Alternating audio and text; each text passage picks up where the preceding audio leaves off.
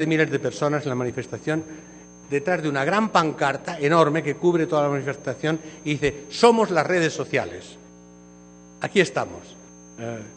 Existimos como personas. Otra pancarta más interesante en Belo Horizonte decía, era una persona que decía: nací en Facebook, pero vivo en la calle.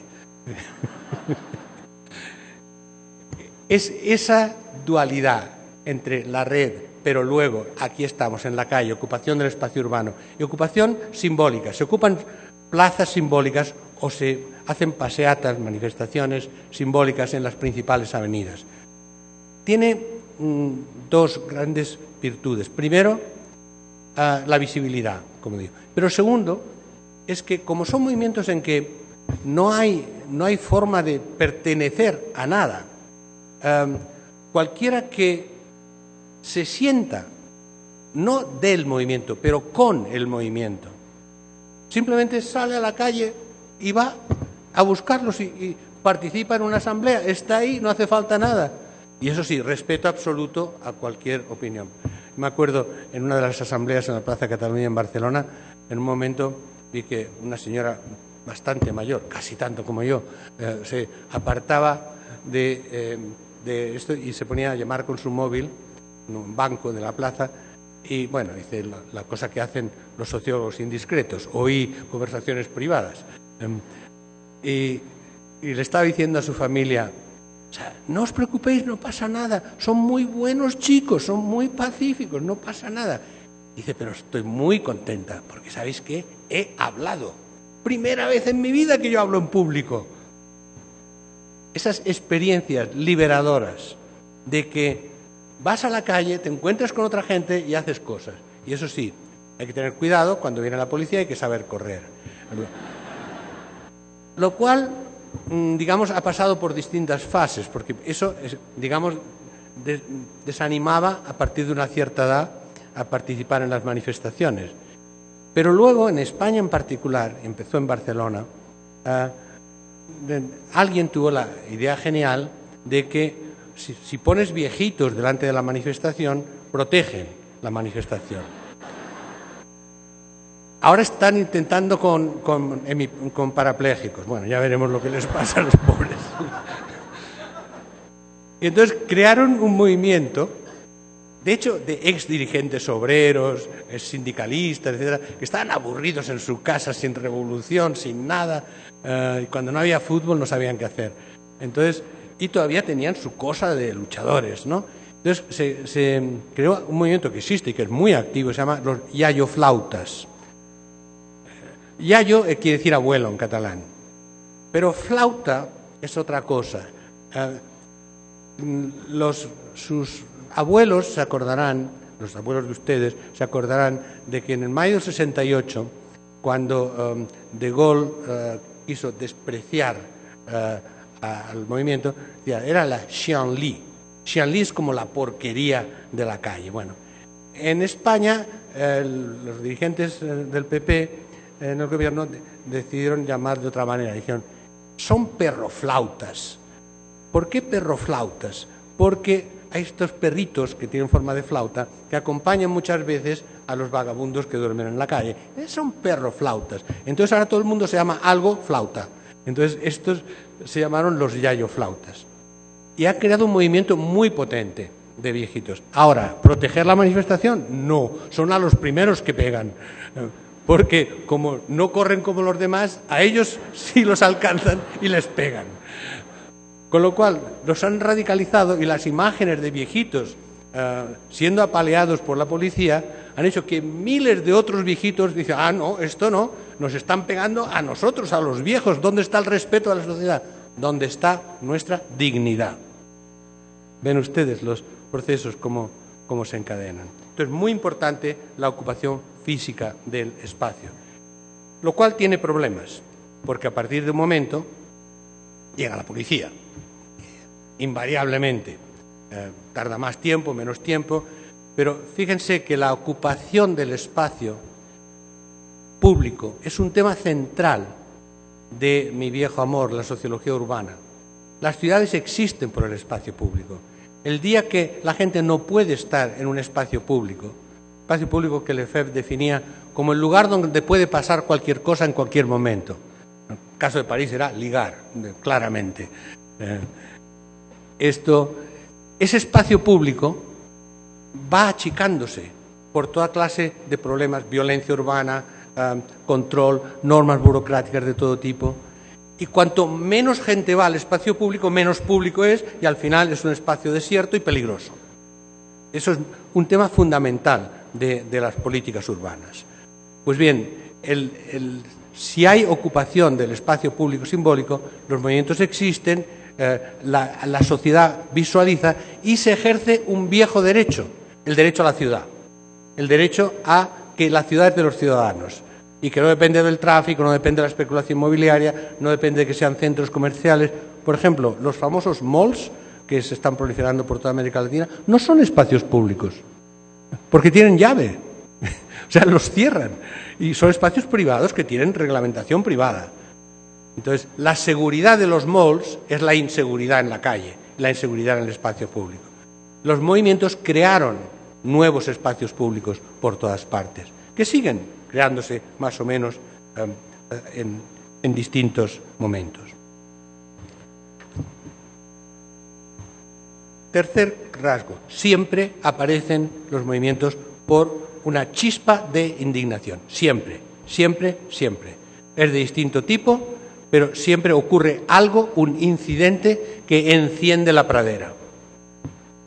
Esto es muy importante para el futuro de estos movimientos, porque, de los que luego hablaré, porque disminuyen, la intensidad disminuye, es más problemático mantener la tensión durante mucho tiempo, pero están ahí, son brasas ardiendo, y cualquier chispa enciende de nuevo. Y tiene que ser una chispa, porque no hay comité central, no hay. Y cualquiera que intente constituirse lo descentralizan rápido. Entonces, la chispa siempre está ahí. Entonces, ¿la chispa depende de qué? Depende de la indignación de las sociedades. Depende, y como hay cantidad de cosas indignantes, pues siempre están ahí. Ejemplo, en Brasil, en primeros de septiembre, ya habían bajado un poco los movimientos. Alguien estaba pensando en el Día de la Independencia de Brasil, pero lo que ocurrió es que en esos días el Congreso brasileño, que había prometido ser bueno, que sí, que ahora ya lo habían entendido, iban a ser democráticos, tienen un tema a decidir, que es un diputado de Manaus que había robado fondos públicos, probado y condenado por la justicia. Entonces pidió que, vale, sí, que ladrón era y se quedaba en la cárcel, pero que él seguía siendo diputado, que no había ninguna ley que le impidiera ser diputado y cobrar su sueldo de diputado, por cierto. Entonces, el Congreso brasileño debatió y por voto secreto le dio la razón. Le restableció sus derechos de diputado. Chispa, explosión, cientos de miles de gente en la calle, protestando por eso y de paso por el gobierno, y de paso por la Copa Mundial, y de paso por la mala sanidad y la mala educación. Y cada uno pone su cosa. Esa es la cuestión. Cada uno pone su cosa, su indignación, su agravio personal, en una cesta común, en el espacio público y en la red. Cuarto, los movimientos son virales. Se difunden a gran velocidad, casi instantáneamente, y se propagan por el país, por la ciudad, por el mundo. Miren, si hay una característica importante a señalar de Internet, tecnológicamente hablando, es la viralidad. Hay un libro fantástico que acaba de publicar una académica matemática de la Universidad de Washington, Karine Nahon, sobre viralidad, que muestra, tiene una base de datos de 2 millones de tweets en el movimiento, y que muestra cómo la conexión inmediata de cualquier mensaje que tenga receptividad por parte del posible receptor hace que es absolutamente exponencial. Por consiguiente, la capacidad de comunicación es infinitamente mayor que la de la televisión, de que cualquier televisión y cualquier televisión global. Claro, a condición de que la gente esté interesada en esos temas y busque esos temas. Pero tweet, Facebook, Twenty en España, WhatsApp, ahora, cualquiera de estos, LinkedIn para los chichi, pero cualquier cosa que aparezcan en Internet inmediatamente se hace viral. Y ya sabemos lo malos que son los virus, ¿verdad? Epidemia, pues sí, es epidemia de revolución. Esto es el tema de la viralidad, que es un rasgo fundamental de todos los movimientos. Quinta característica, la transición de la indignación a la esperanza ocurre a través de la deliberación. ¿Se acuerdan de Habermas, que hablaba de la deliberación, etcétera? Absolutamente. Se olvidó de una cosa, que la deliberación no está solo en el espacio constitucional y no está solo en las instituciones formales, está en la sociedad. La deliberación no es de las instituciones ni de lo constitucional, la deliberación es en la sociedad. Y la sociedad delibera a través de la comunicación. Y esa comunicación tiene que tener una condición básica, autonomía. Tiene que ser autónoma. Para que realmente sea deliberación de la sociedad y no institucional, tiene que tener un espacio de autonomía, en el que se produce, que se puede decir cualquier cosa, que no hay reglas, que se puede transgredir todo y rectificar. Ese espacio es el que yo he investigado ya, y más concretamente, es el espacio de autonomía. Y es un espacio híbrido, que es el espacio que se constituye entre las redes de Internet y los espacios urbanos ocupados y espacios institucionales conforme van existiendo esos espacios. En algunos municipios, en algunas entidades, en algunas ONGs. Es decir, el espacio de autonomía es el espacio donde libremente, sin reglas, ni propósito, ni control, los ciudadanos pueden deliberar. Y eso es esencial porque de ahí tienen que ir saliendo proyectos, de ahí tienen que ir saliendo no solo reivindicaciones, sino las famosas estrategias de las que se habla, de ahí salen. Otra característica que es fundamental, ese espacio de autonomía tiene una función emocional clave, que es la posibilidad de sentirse juntos con otras personas. Que no es comunidad, porque comunidad requiere unos valores comunes, más o menos, compartir ciertos valores. No, esto es simplemente, tú estás aquí, yo estoy aquí, y juntos, como dicen en el movimiento español, juntas podemos, que fue el primero, el gran eslogan de Obama en la campaña primera de Obama, que eran Juntos Podemos, y que luego se ha generalizado en el mundo. ¿Eso qué quiere decir? Que cualquier desafío a un sistema, por ejemplo, ocupar la calle cuando no te lo permiten, necesariamente es un riesgo, necesariamente te van a dar. Y si se extrapola a las instituciones, te pueden echar de tu trabajo, según cómo te pueden llevar a la cárcel, y en algunos casos te disparan y te matan. Bueno, entonces es un riesgo. Claro, porque así funcionan las instituciones. Las instituciones están basadas en la adhesión cuando funciona y en el temor cuando no funciona la adhesión. En el miedo. Y en la superación de la barrera del miedo es la condición emocional previa para cualquier movimiento. Superar el miedo. Y ahí sabemos de la neurociencia sabemos cómo se supera el miedo. El miedo se supera por empatía y comunicación entre personas que están juntas en una misma situación. ¿Me das la mano? Aquí estamos. Y aunque nos pegan juntas. Y aunque idiotas, pero les pegan igual. Sí, pero no es lo mismo. No es lo mismo. Y de ahí se saca valor y se saca sentido. Yo estuve, aunque hábilmente no me pegaron porque yo tengo mucha experiencia en estas cosas, yo estuve en la gran carga de la policía en la Plaza Cataluña en el 27 de mayo, en que durante 3 horas, estuvieron pegando y pegando a gente sentada en el suelo. Y ustedes que recordarán la gran película Gandhi, la gente estaba sentada en el suelo, llegaban, los machacaban, caían heridos con sangre, etcétera, los retiraban, venía otra línea, les pegaban y así. Pero ¿saben qué? Esa tarde desapareció la policía de las calles de Barcelona por orden del gobierno español, catalán y de Barcelona. No podía ser. El espectáculo que habían dado al mundo parece la reproducción de la película Gandhi, pero yo lo he vivido. Entonces, ese tema y cómo era posible. Yo estaba ahí, pero no estaba en primera línea. Listo. Pero sí estaban mis amigas, sí estaban ahí. Y estaban agarraditas. Bueno, eso solo era posible en esto. Esto es lo que llamo el sentimiento de estar juntos, que es un sentimiento que solo se genera estando juntos en la calle y estando juntos frente al peligro. Son movimientos altamente autorreflexivos. Constantemente discuten de cualquier cosa.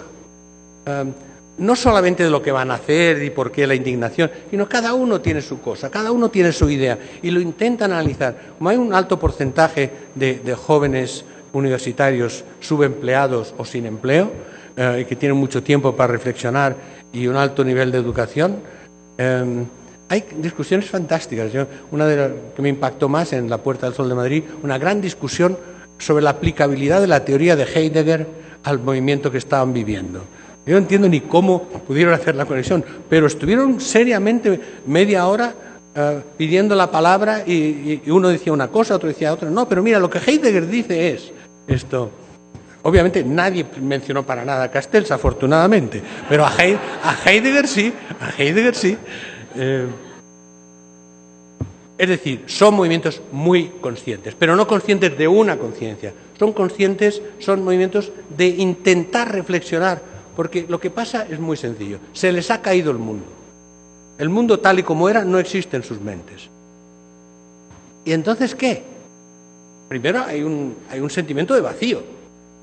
Entonces, de ahí cada uno sale con su cosa. Hay muchas discusiones religiosas, hay muchas discusiones existenciales, hay muchas discusiones analíticas. De vez en cuando sale un trotskista y hace una arenga y dice, vale, sí, no hay problema. Y siguen. Entonces, con un gran respeto en general. Cosa importante, en su origen, otro rasgo, en su origen son siempre movimientos no violentos, y explícitamente no violentos, incluso las revoluciones árabes.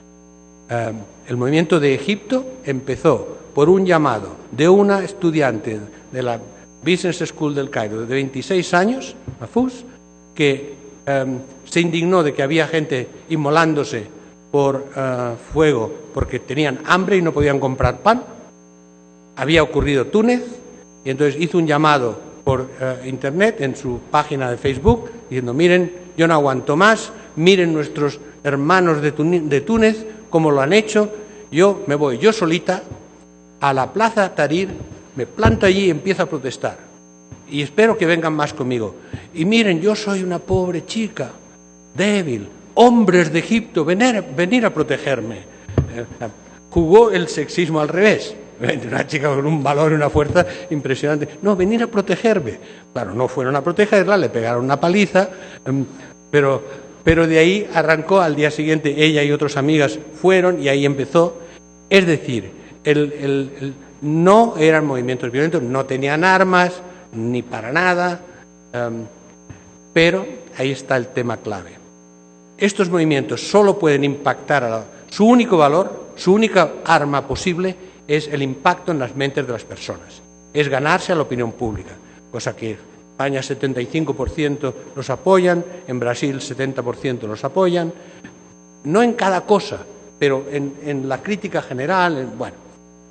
En el momento en que hay violencia y que los medios, qué rico, violencia, lo empiezan a proyectar, se acaba la legitimidad del movimiento. Porque la gente tiene miedo, se mete en su casa. ¿Cómo va a salir a la calle si están pegando y tal? Y además la sangre, como saben ustedes, es espectacular en los noticieros de televisión.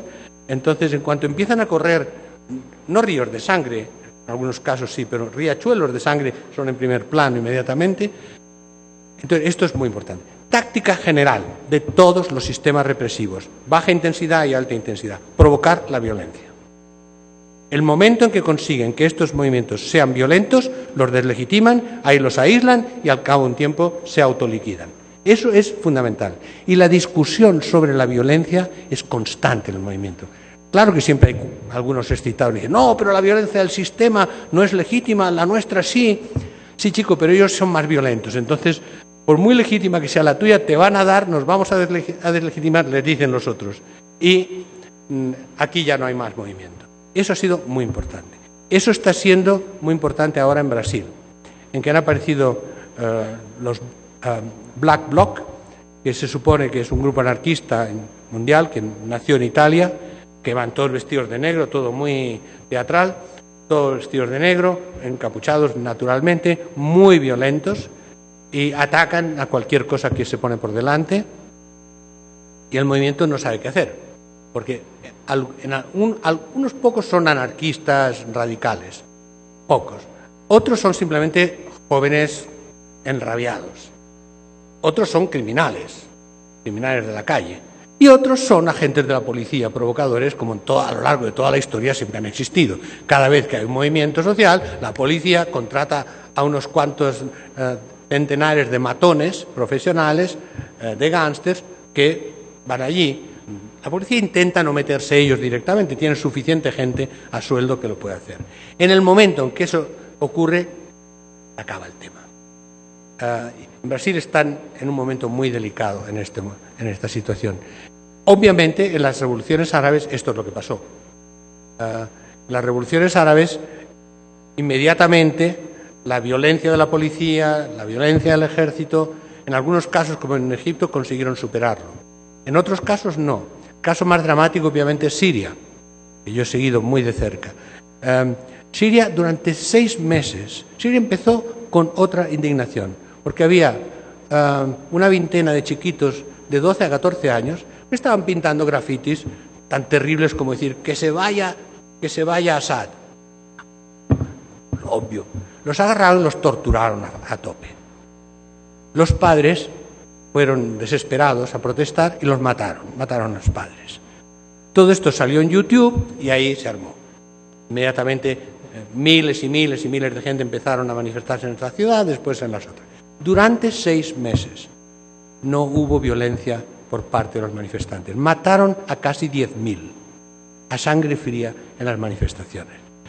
Y en algún momento, ya es imposible, la gente agarró las armas que podía para defenderse, etc. En cuanto la gente agarró las armas que podía, aquí viene la geopolítica. Entonces, el gran conflicto en Oriente Medio, el gran conflicto contra lo que la gente cree, no es tanto Israel y los países árabes, sino sunnis contra chiíes. Sunnis contra chiíes. Y el gran juego geopolítico es Arabia Saudita contra Irán. Entonces, Assad es una pieza clave de Irán en un país de mayoría suní. Y él simplemente con una pequeña minoría religiosa, 12% de la población, más o menos los alawitas, es una parte del chiismo. Bueno, Arabia Saudita, Qatar y Jordania, esta es la nuestra, empezaron a armar a milicias en Siria y además a comprar que una parte del ejército sirio se pasara a la oposición. Entonces Estados Unidos dice, qué interesante. Bueno, sí, podía ser interesante, porque claro, Assad es un problema y además así lo podemos negociar con Irán y no sé qué. Pero Rusia dice, un momento, ¿qué es esto? Yo tengo la única base militar mía fuera de Rusia, es en Siria. No me la van a tocar. Apoyo a Assad. Irán, para quien es muy importante, le dice a China, oye, que si queréis petróleo en buenas condiciones, ayudarme aquí, que esto es un problema serio para mí.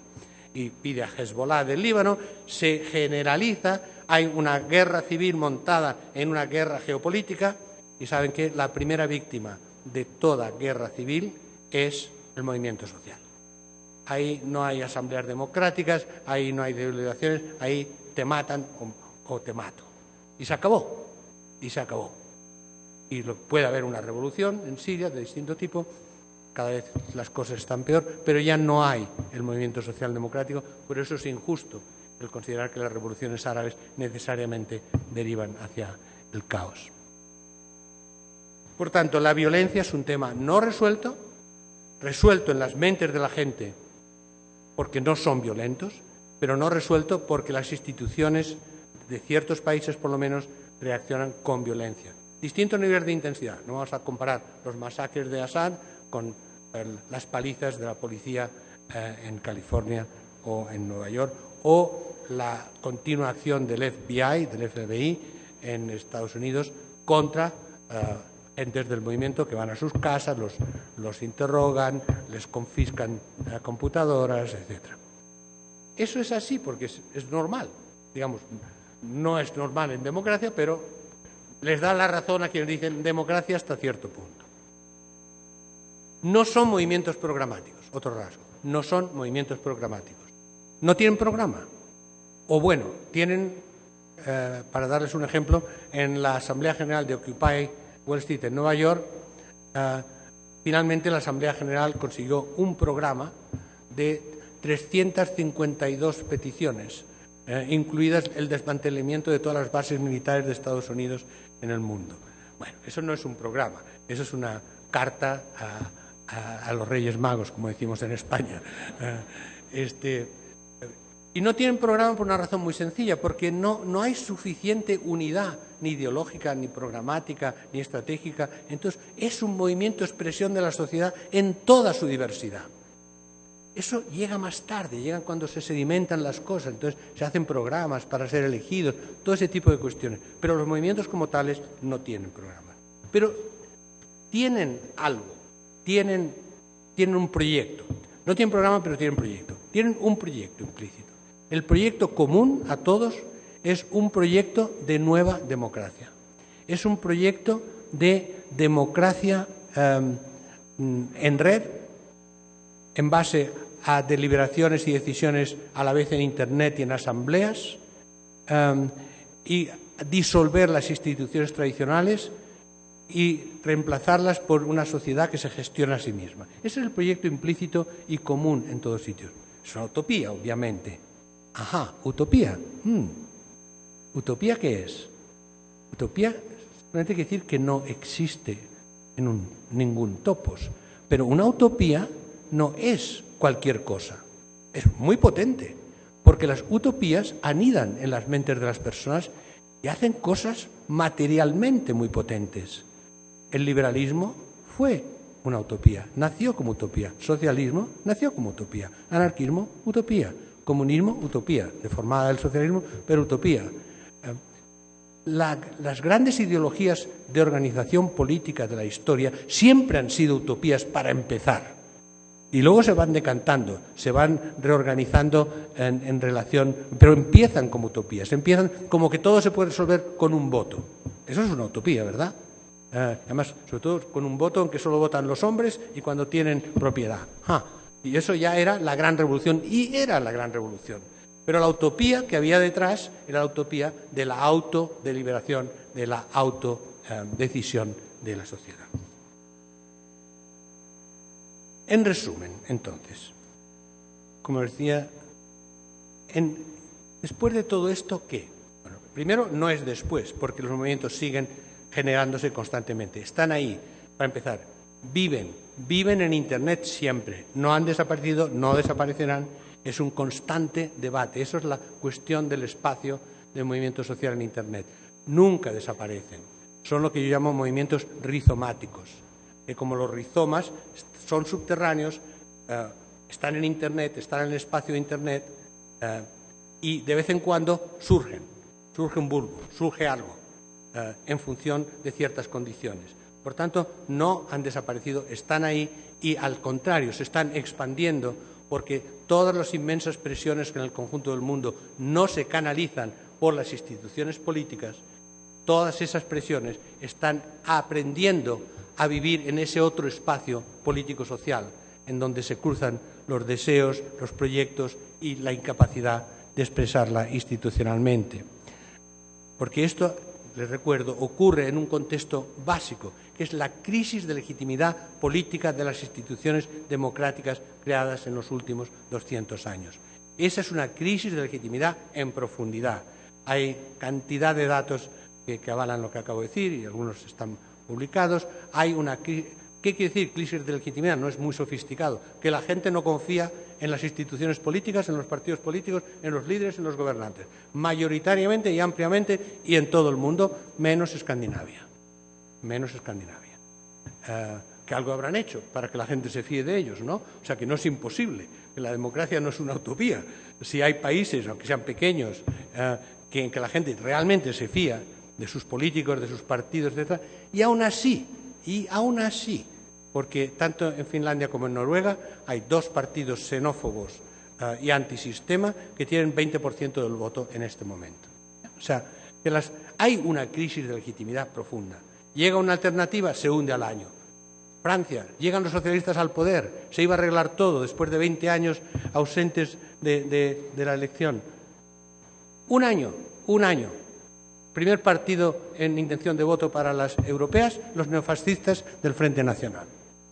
Un año duró el entusiasmo posible por una vía política socialista. Entonces, ¿cuál es el efecto de los movimientos? ¿Qué ha ocurrido con estos movimientos? ¿Qué es lo que han hecho?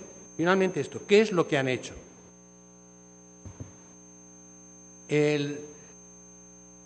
Desde el punto de vista, hay dos respuestas generales de momento. Desde el punto de vista del movimiento, ¿qué dicen? Una cosa bastante interesante. Miren, ¿saben qué? Esta cosa de saber qué hemos hecho realmente, cuál es el resultado final, es en sí ya una trampa ideológica. Es una visión productivista del movimiento. ¿Por qué tenemos que producir? Y en un espacio corto. Y ahora ya. Y si no, no es serio. Nosotros estamos en otra cosa. Estamos viviendo una experiencia de libertad.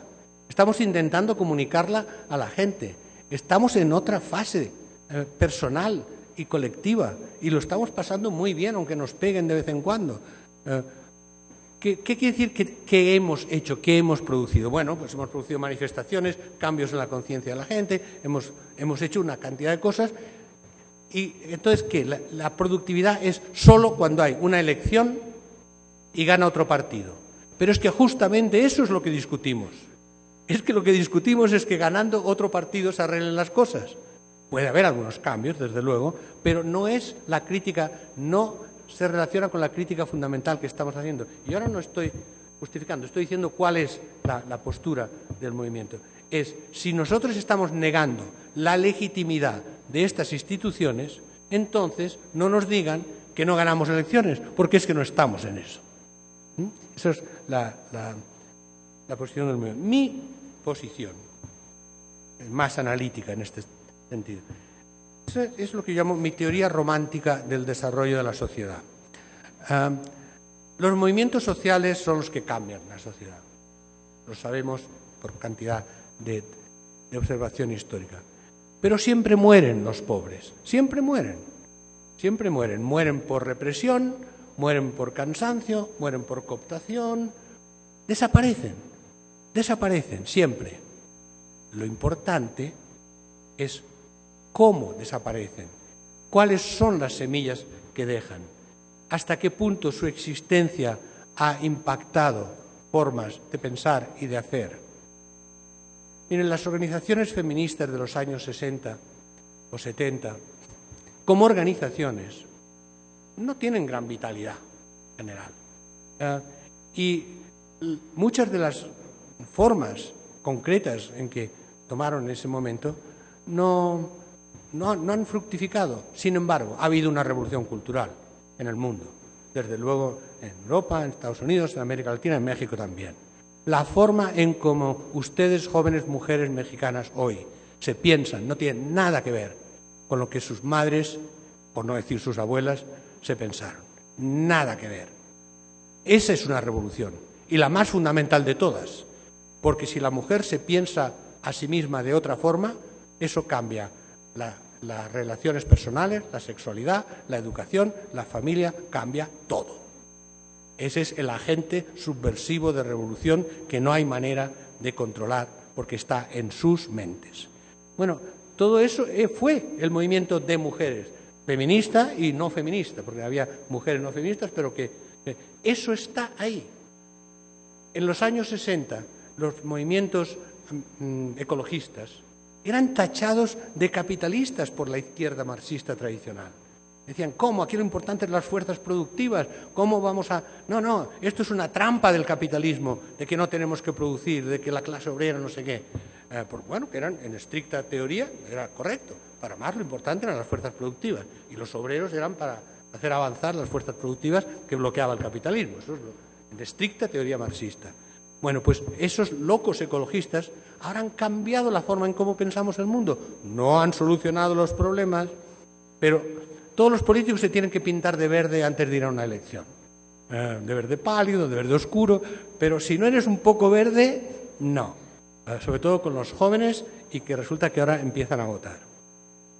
Quiero decir, lo importante no es que el movimiento como tal se organice o no, se institucionalice o no. Lo importante es que las ideas se filtran por las paredes del cráneo hasta llegar al cerebro.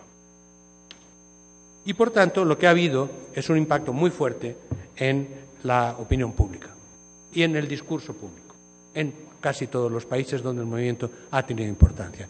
Solo para tomar el caso del país más capitalista, en donde menos se podía pensar que un movimiento así tuviera impacto. Estados Unidos. El 99%, el discurso del 99% ha calado. Hoy día todos los políticos hablan del 99%, los medios hablan del 99%. ¿Qué importa que no sea 99, sino 80 o 65? En realidad como 85. Bueno, pero ¿eso qué quiere decir? Ha calado la idea de tremenda desigualdad social. Tremenda desigualdad social en la sociedad americana. Eso está aceptado hoy día en la opinión pública. Y la última encuesta de opinión después del movimiento hizo una pregunta que era clásica desde los años 80 y que cambió de sentido. ¿Cuál es el conflicto más importante en la sociedad americana? Y bueno, siempre salían negros y blancos, hombres y mujeres.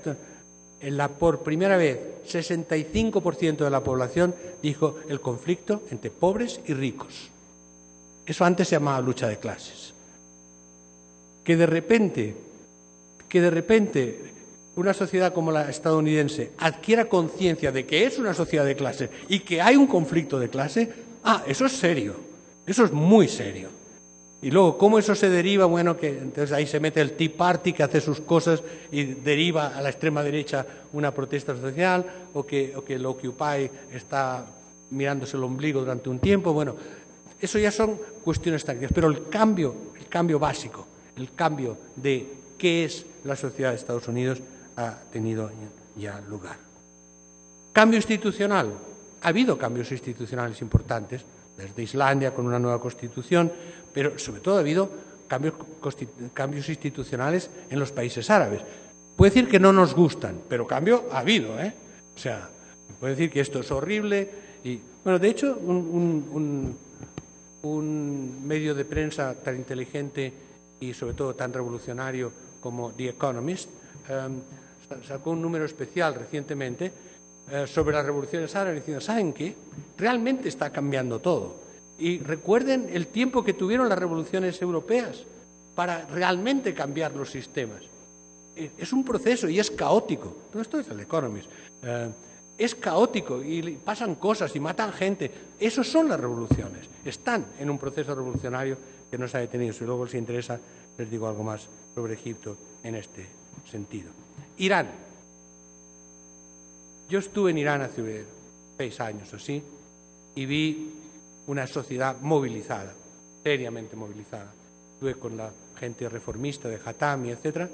Estuve en las universidades. En una semana hubo 4 durísimas manifestaciones reprimidas por la policía.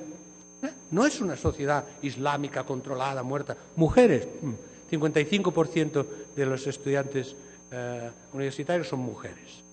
Y sí, mucho chador, etcétera, pero cuando empecé a hablar de temas feministas, que obviamente hice, todas se levantaban y ¡ya, ganaremos! No, es una sociedad muy politizada, muy intelectual, bueno, la sociedad urbana. En 2009 hubo los grandes movimientos, Internet, móviles, etcétera, etcétera. Claro, como es lógico, los machacaron, mataron, encarcelaron. Es lo que hacen esta gente, si no, no habría razón para protestar. Y todo el mundo, me acuerdo, yo estaba en Londres en ese momento y los periodistas, en una conferencia de prensa que me que hice sobre estos temas, me dijeron, bueno, mire usted, mucho Internet, mucha cosa, miren Irán lo que pasa. Digo, ustedes tienen una visión muy corta de la historia. Vamos a ver qué pasa en Irán. No predije nada, pero vamos a ver qué pasa en Irán. ¿Qué pasa en Irán? Hace 2 meses, los mismos reformistas con los que yo estuve hablando antes, que estaban fuera del poder, consiguen una candidatura a Rouhani con permiso de los ayatolás. Todos estos jóvenes, 70% de la población tiene menos de 30 años, se lanzan a votar. Tenemos un presidente teóricamente reformista en Irán y de momento paran el programa nuclear y cambia la situación geopolítica del Medio Oriente. Empieza en un movimiento en el 2009.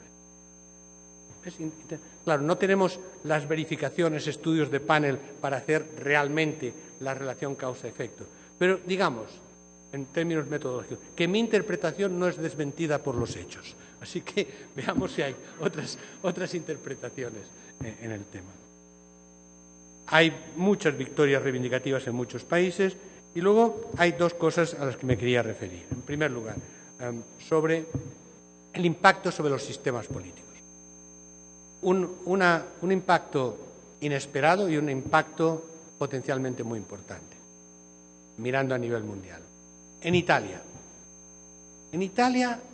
donde el movimiento era más o menos así, pero estaba surgiendo otra cosa, que era un movimiento sociopolítico en que directamente se planteaban el impacto sobre las instituciones. Se crea hace 3 años un movimiento llamado, no partido, llamado Movimiento Cinque Stelle, liderado por un cómico, Beppe Grillo, que había sido cómico sarcástico político de la televisión, y lo echaron de la televisión. Y este partido, en una palabra, existe por Internet, pero luego hace manifestaciones y grandes mítines en las plazas públicas, funciona solo por Internet, presenta a sus candidatos en YouTube, votan por Internet y tienen como programa disolver las instituciones parlamentarias tradicionales y reemplazarlas por una democracia por Internet y asambleas locales. Y obviamente salir de la Unión Europea, acabar con el euro, todo lo demás, y rebajarles el sueldo de 2/3 partes a los diputados y con eso crear un fondo para que los jóvenes puedan crear sus propias empresas. Bueno, loco, ¿verdad? Bueno, estos locos, en las últimas elecciones en febrero, fueron el partido más votado de Italia. 26,1%, que claro, los demás hicieron alianzas, los excomunistas, ahora demócratas y no sé qué, se tuvieron que aliar con Berlusconi para mantener el gobierno. Estos claramente son un caos porque no hay manera que se organicen y uno vota de una manera y otro vota de otra, porque son esto. Pero han cambiado totalmente el panorama político de Italia. Para bien o para mal, muchos amigos míos piensan que para mal, pero en todo caso ya no se sostiene lo que había. Y, sin embargo, esta semana por fin expulsaron a Berlusconi del Senado y acabaron la carrera política. Solo se pudo hacer por los votos de este partido que los unió a los del Partido Demócrata. Solo por eso Berlusconi finalmente fue políticamente liquidado. Entonces, empieza a haber impactos de tipo insospechado, y eso es lo que yo observo. No digo estén bien o estén mal. Otro que es más, en cierto modo, más clásico y más esperanzador. Brasil. Yo estaba en Brasil cuando ocurrió el movimiento en junio. A los 3 días, la presidenta Dilma Rousseff tuvo el valor, que no ha tenido ningún dirigente político en el mundo, declaró que estos jóvenes tienen razón. En Brasil hay mucha injusticia y yo tengo la obligación de oír la voz de la calle. El movimiento, como es lógico, dice, otra política que nos quiere contar una historia. Y obviamente, nada, los dejó indiferentes. Pero ella empezó a tomar medidas de nuevos presupuestos para el transporte, para la educación, para la salud y, sobre todo, planteó, y está en esto, una reforma de la Constitución aprobada por referéndum para cortocircuitar al Congreso, que obviamente ha sido siempre incapaz de reformarse a sí mismo, porque ¿por qué se van a reformar si es lo suyo? Y se enfrentó a toda la clase política brasileña, que empezaron a clamar contra la dictadura de Dilma Rousseff, incluida, en tonos más moderados, su propio partido, el Partido del Trabajo. La salvó Lula.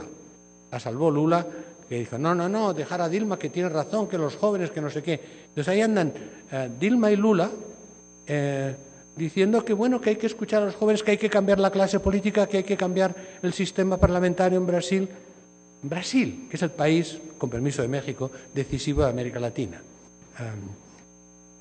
Bueno, si objetan a esto, los pongo con Estados Unidos y a ver.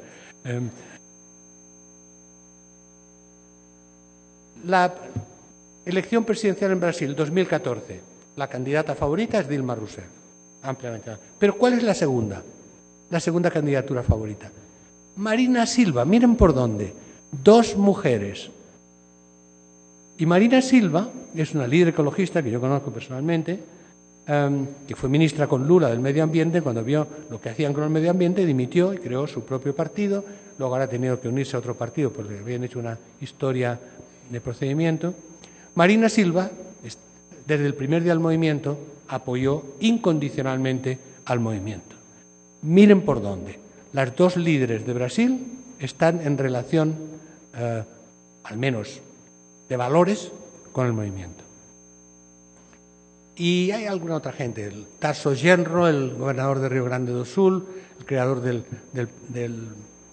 Foro Porto Alegre y del modelo Porto Alegre, está organizando ya toda la participación ciudadana sobre Internet con deliberación y votos sobre presupuestos y asignación de presupuestos por Internet, a partir de individuos y no de partidos.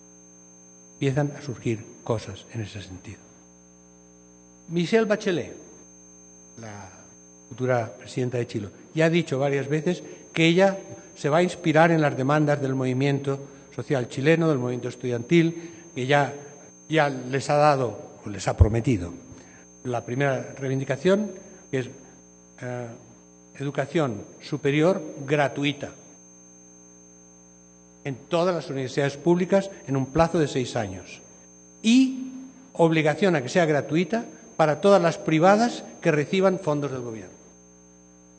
Esa era la reivindicación utópica, imposible, de los estudiantes chilenos.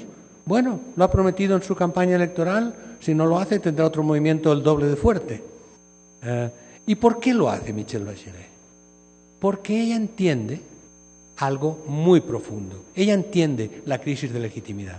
Ella entiende que la crisis no es con la democracia, es con los agentes de la democracia que se han ido desnaturalizando en todo este periodo histórico.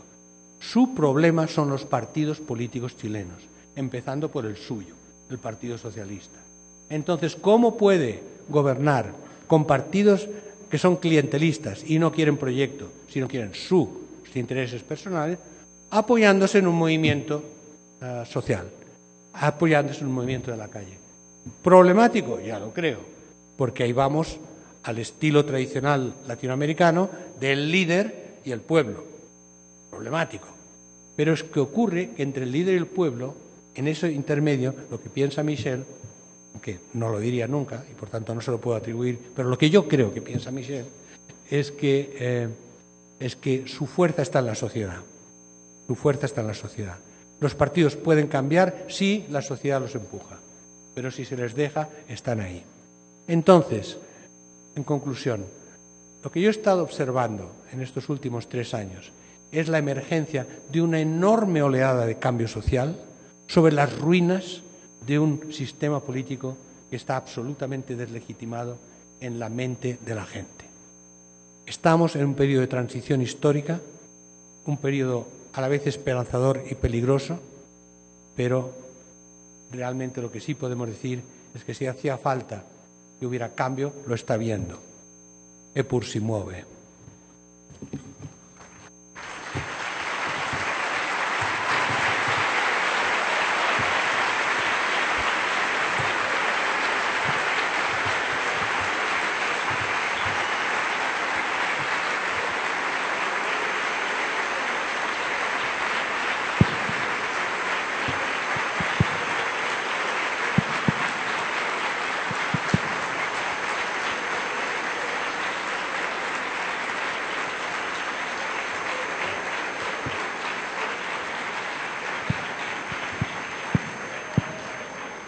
Agradecemos al Dr. Castells por las reflexiones que hoy comparte con nosotros.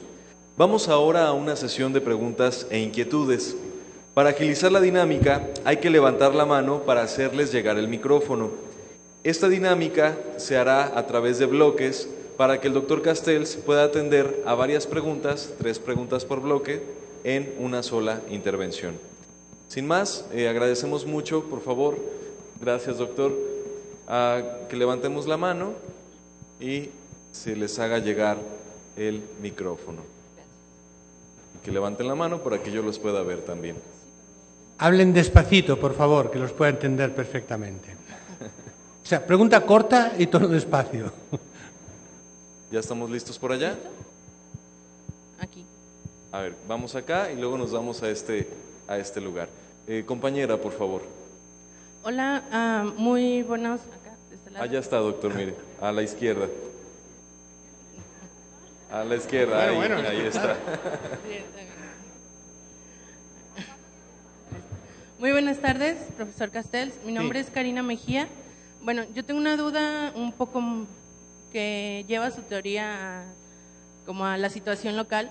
Usted ha mencionado a lo largo de su conferencia esa necesidad de la indignación de la gente, que encienda la chispa, que sea lo que enciende la pradera, y que necesitamos hechos que conmuevan esa indignación. Aquí en México creo que los tenemos a diario, en cantidad, y sin embargo no hay un movimiento concreto en actos, que usted mismo lo cita en su texto. Es decir, ¿qué necesita o qué elemento le hace falta a la población mexicana para que se reflejen consecuencias como vimos en Túnez, como vimos en Egipto? Es decir, nuestro ejecutivo está fuera de legitimación completamente. Es decir, tenemos los elementos, pero ¿qué hace falta? ¿Por qué no está sucediendo? O si está sucediendo, ¿dónde, en qué parte se está reflejando? Y bueno, alternamente quiero comentarle algunos de nuestros compañeros. Yo estamos a pocos días de egresar de la carrera de comunicación y bueno, y yo quisiera preguntarle qué es lo que usted nos sugiere a este grupo de recién egresados, que bueno, cada 4 meses egresan diferentes grupos de comunicólogos y pues tenemos un país donde los medios están completamente controlados. ¿Qué hacemos? ¿A dónde vamos? ¿Cómo actuamos? Según su opinión. Muchas gracias. Muy bien, gracias compañera. Vamos a otra pregunta. Piensen bien si quieren realmente graduarse, porque ahí fuera está el mundo. Vamos a otra pregunta para que el doctor Castells pueda responderles. Acá teníamos ya una mano levantada. ¿Dónde está el micrófono? A ver, por allá. Acá. Oh, Sí, no acá los veo. atrás. Allá A tu atrás. derecha. Aquí. Gracias. Aquí. Ah, el chico Sí, de sí. morado. Allá está. Sí. Compañero, por favor, y ahorita vamos acá, que también estaba desde hace rato. Buen día. Soy estudiante de la Facultad de acá también, a la derecha. Soy estudiante de la Facultad de Sociología de la Universidad de Guadalajara y quisiera, sí, a huevo. Quisiera exponer un poco pues voy a hablar de mi campo de acción inmediato, que es aquí Guadalajara y en concreto mi universidad, ¿no? Las universidades públicas tienen y fomentan dinámicas de desarrollo en función de la ganancia. La reforma educativa en general y la reforma que se plantea al interior de nuestra universidad, en lo particular, está cargada en el discurso con términos como calidad, competencia y progreso. El discurso, objetivado con acciones concretas manifestadas en contenidos académicos adecuados a la calidad y plataformas culturales como la FIL, que se ajustan única y exclusivamente al interés egoísta del mercado. Los y las alumnas de la Universidad Pública de Guadalajara tienen un papel secundario en la dinámica de esta exaltada calidad. Se les requiere no más en un doble sentido unilateral. Como objeto de consumo, los estudiantes nada más podemos ir a comprar libros y se nos cobra por entrar, o como objeto de trabajo, dado que tenemos que prestar un servicio social, el cual está estipulado a todas las universidades públicas que tienen que ofrecer sus estudiantes, como parte de la retribución que hacemos que recibimos, ¿no?, este apoyo de la sociedad. La pregunta en concreto: dada la situación de este tipo de eventos como la FIL, que están cooptados y legitimados por las vías de la Internet, todos tenemos una gran aceptación de este tipo de evento que se enarbola como la máxima cúspide, ¿no?, de la cultura en Guadalajara, la gran FIL, ¿no?, que únicamente sirve pues para que se entablen negocios turbios entre un grupo de gente pues que se sitúa en el poder. Y la pregunta es: ¿cómo puede subvertirse el efecto enajenante de los medios de comunicación, en este caso la Internet, que justamente vienen a objetivizarnos en el proceso de relación mercantil, en este caso de la FIL? Y justamente estos medios como el Facebook, el Twitter, son utilizados por estos grupos de poder para estar legitimando este tipo de actos, este tipo de barbaries como es, y qué lástima, ¿no?, que utilicen la cultura, enarbolen la cultura para que hagan esto, ¿no? Entonces, ¿cómo subvertir este efecto enajenante en la Internet? Porque se ha hablado mucho de los grandes pasos o lo que hizo estos movimientos sociales utilizando la Internet, pero no se ha dicho para nada cómo es que estos medios de comunicación también han servido para enajenarnos y para distanciarnos del mundo real. Sí. Gracias. Gracias, compañero. Vamos a una tercera pregunta. Acá. Les agradecemos mucho, por favor, que sean preguntas cortas por cuestiones de tiempo. Muchas gracias. Acá tenemos el compañero de chamarra negra. Acá a la derecha, doctor Castells. Acá. Ahí, a este muchacho. Levanta la mano. Ahí está. No, muy buenas tardes, doctor. Gracias por esta conferencia y plática que tuvo con nosotros. Y bueno, mi pregunta no es tan formulada como la de mi compañero. Yo somos de Torreón, somos del norte, y mi pregunta es: usted nos menciona que necesitamos una chispa en conjunto para salir y llevar los problemas. En Torreón, como en el norte y los demás estados, se ha manejado mucho últimamente pues la violencia, ¿no?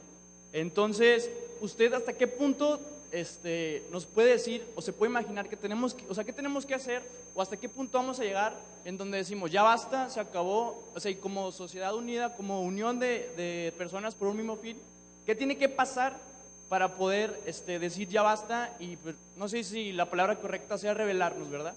Y pues más o menos esa es mi pregunta, espero que me la conteste. Gracias, compañero.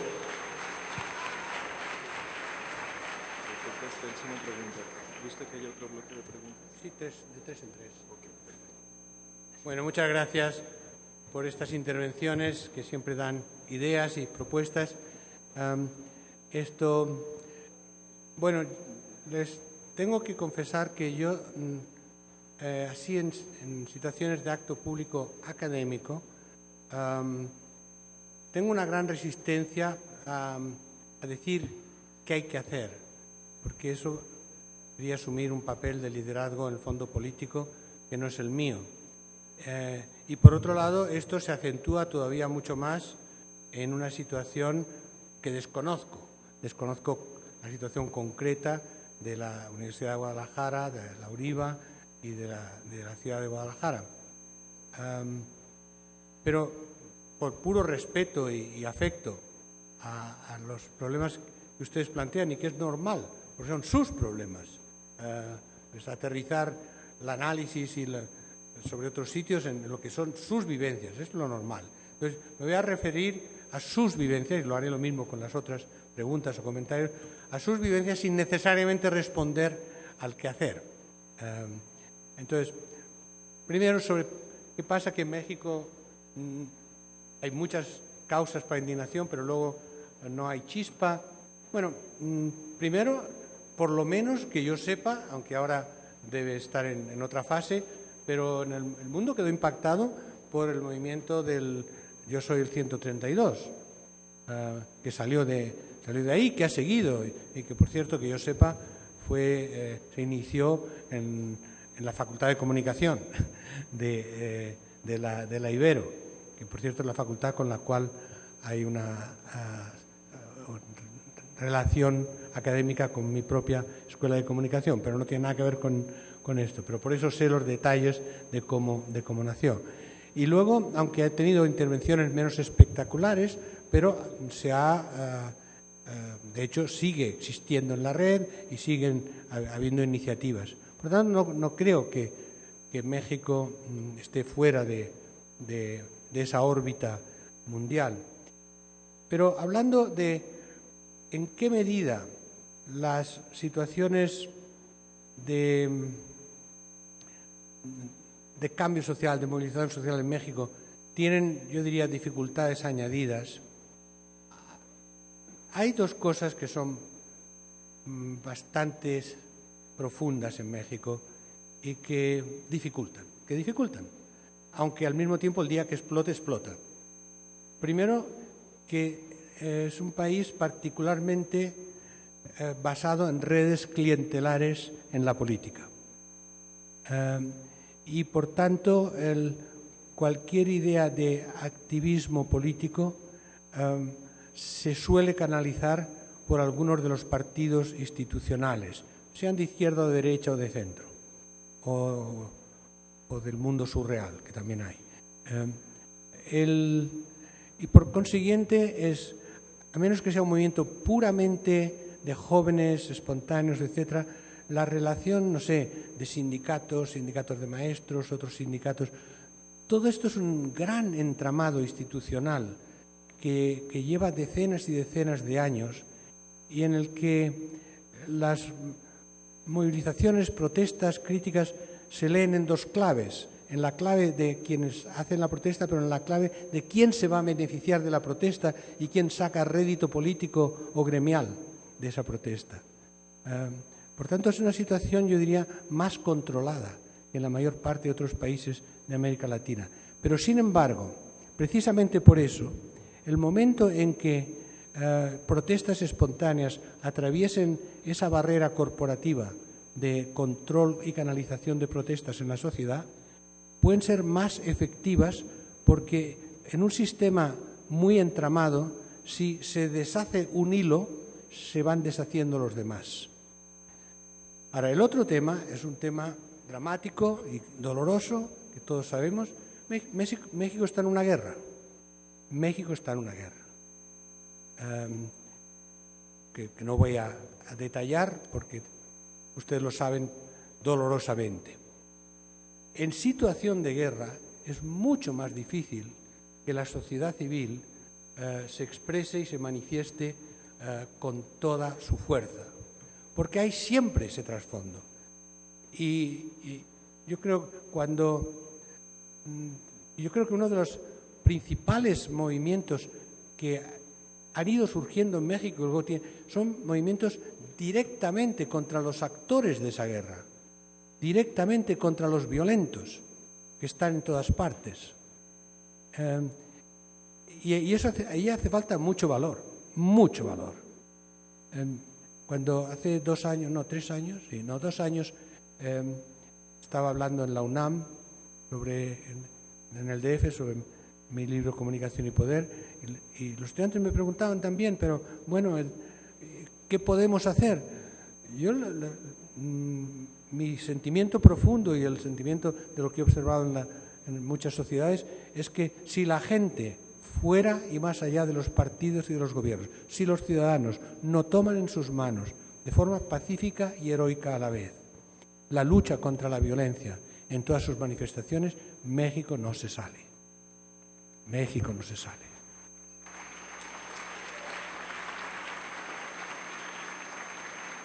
Ahora, ha habido intentos que han terminado a veces muy mal. Y quien se opone es que los violentos son violentos y matan. Entonces, la cuestión es superar la barrera del miedo.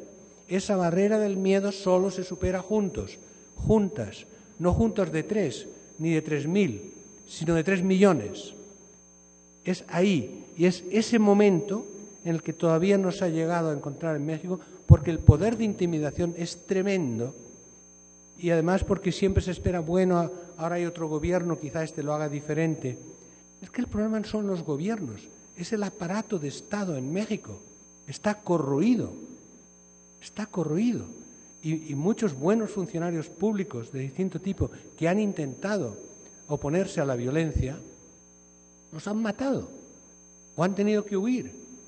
Entonces, por tanto, aparece como una tenaza que el primero que intenta deshacerla lo paga. Y así está funcionando el sistema. Por eso yo creo que solo desde fuera, solo desde la sociedad, a través de muchas personas anónimas, a las que no se las puede matar individualmente porque no se conocen, y no colectivamente si son millones, es ahí donde hay una esperanza. Si no, México hoy por hoy no es una sociedad normal, si entendemos por normal que sabes si vas a vivir al día siguiente. Entonces, es muy duro, es muy dramático, pero esa es la situación que tienen ustedes y que hay que enfrentar. Y tienen la solidaridad de todos los que queremos a México, pero van a tener que solucionar su propio problema, ustedes, y van a tener mucho sufrimiento en ese camino. Pero tienen que salir de donde están, porque lo que están es el abismo. Y el abismo se perpetúa y se profundiza. Lo siento ponerme dramático, pero es que cuando matan a gente, incluidos amigos, es dramático.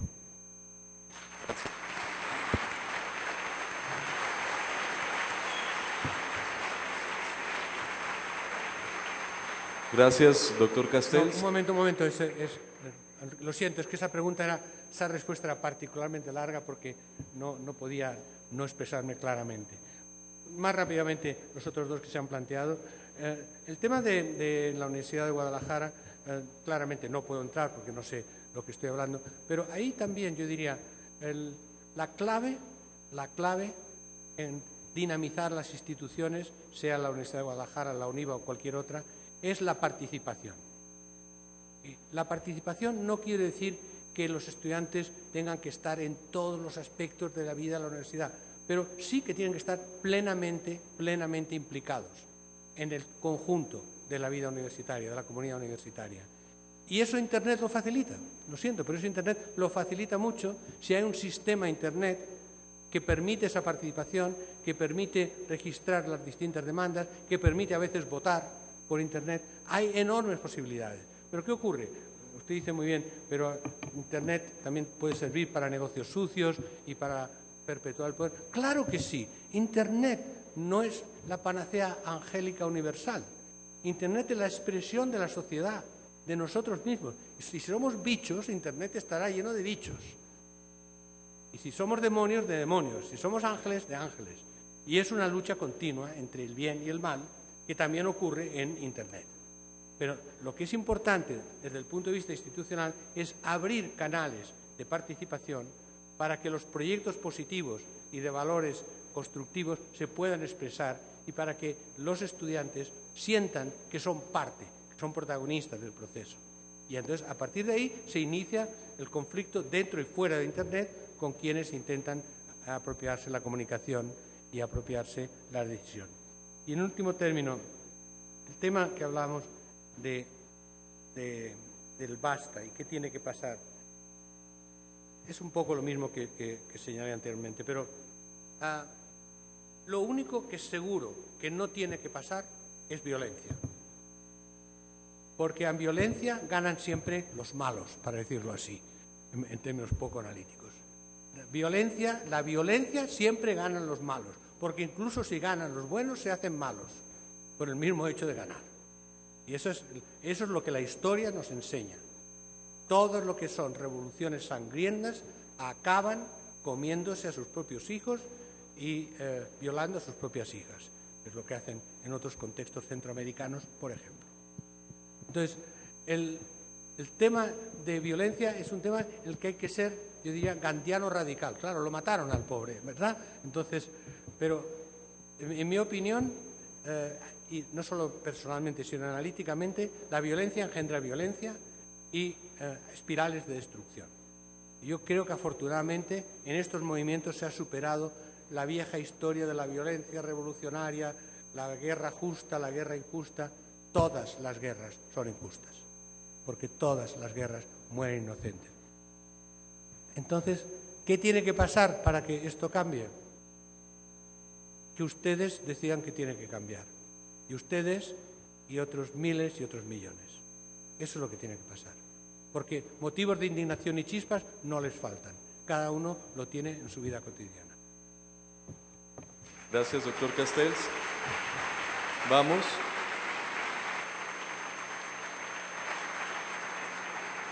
Vamos a un segundo bloque de preguntas e inquietudes. Sabemos la dinámica, son inquietudes de 3. Levante la mano quien ya tenga el micrófono, por favor. Yo por acá. A ver. Hasta atrás, hasta atrás. Ok, el compañero que está allá al fondo, doctor, de cuadrados. Muchas gracias por su presencia aquí en la universidad. Mi nombre es Rodolfo. Soy egresado de aquí. Y bueno, mi pregunta versaba sobre cuáles son los motivos principales de la disolución o debilitamiento de los movimientos. A veces aparente debilitamiento por causas mediáticas, pero sin embargo el factor anímico, el factor de que no haya líderes físicos, ¿influye realmente en estos factores o realmente se alcanzan las metas y se considera como ganada la batalla, ¿no? En segundo punto, también considero, no sé si usted lo haga de la misma manera, que una característica de los movimientos también es la exaltación, enarbolación de las víctimas o de los mártires propios de cada movimiento. Esto muy relacionado con el sentido que usted comentaba de la empatía al ver que alguien más está sufriendo lo mismo que tú por unos ideales. Muchas veces las principales razones de los movimientos, a mi parecer, dejan de lado por el factor personal de los presos políticos o de los muertos o de los golpeados. Tanto así que las fotografías que vemos en medios no son mayormente de las manifestaciones, sino de el que está siendo golpeado o el que está siendo ahí yaciendo en el piso, ¿no? Muchas gracias de nuevo y esto es todo. Muchas gracias, compañero. La dinámica es levantar la mano para que alguien les acerque el micrófono.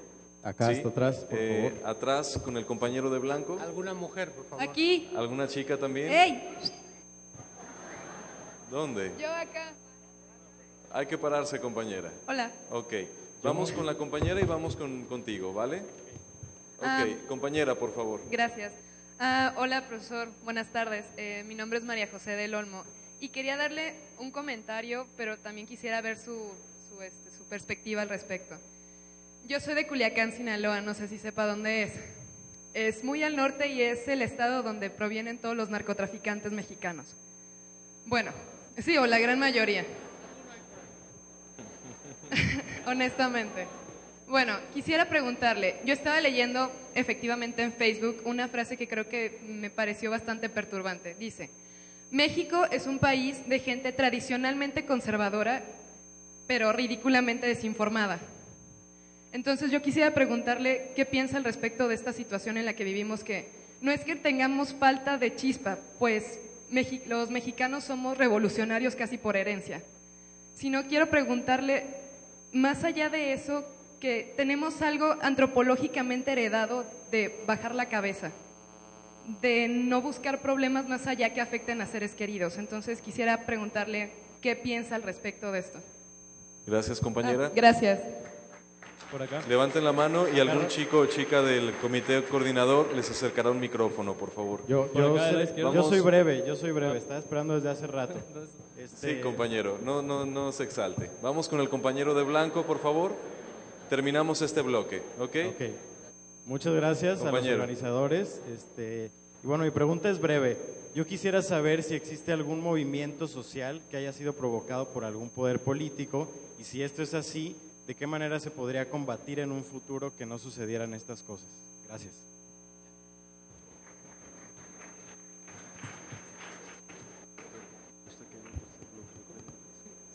Sí, contesta esto y hacemos otro tema. Bien, rápidamente sobre esta pregunta concisa e importante. Bueno, todo depende de definiciones, pero de alguna forma para entendernos hay que utilizar términos y definir los contenidos de forma distinta. Entonces, Para mí, movimientos sociales son los que se dirigen al cambio de valores de la sociedad. Distintos de movimientos reivindicativos que se organizan en forma para obtener ciertas demandas específicas, y distintas de movimientos políticos o partidos políticos que se dirigen a cambiar el Estado, bien a cambiar la estructura misma del Estado o los agentes que se sitúan en situaciones de poder dentro del Estado. Bueno, obviamente, luego en la realidad hay que manejar las situaciones mixtas entre los dos, pero me parece una forma útil. Y es particularmente útil en el caso de los movimientos que están sucediendo, que esto claramente intentan transformar los valores, intentan redefinir qué es democracia, redefinir cómo funcionan las sociedades. No están hablando de ocupar el poder del Estado. Lo mismo que fue el movimiento de mayo del 68, todo el mundo dijo, un fracaso. No, no fue un fracaso, porque nunca intentamos ocupar el Estado, nunca, porque por definición pensábamos que había que cambiar muchas cosas antes. Entonces, la relación entonces entre movimiento social y movimiento político es también bastante clara. Cuando un movimiento social consigue cambios básicos en las mentes de las personas, entonces ciertas propuestas propiamente políticas sobre las instituciones, sobre el Estado, que responden a esos cambios sociales, pueden ser apoyadas por esos movimientos, pero no por los movimientos, sino por personas, por ciudadanos que han sido influenciados por los cambios producidos por los movimientos. Y esa es la forma de cambio institucional. O sea, los movimientos sociales hacen el trabajo para que luego los agentes políticos, partidos, movimientos, pongan eso en forma institucional, con programas, estrategias, en función de lo que ha ocurrido en la sociedad.